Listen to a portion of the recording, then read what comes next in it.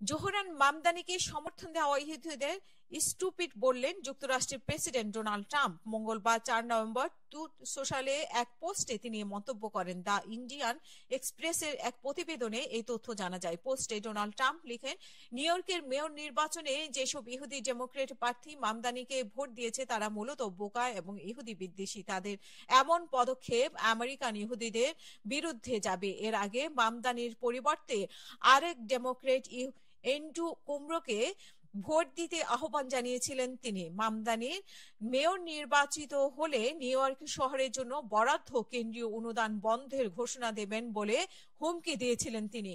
উল্লেখ্য, আজ নিউ ইয়র্কের মেয়র নির্বাচনে বেসরকারি ফলাফলে জয়ী হয়েছেন ডেমোক্রেট প্রার্থী জোহরান মামদানি।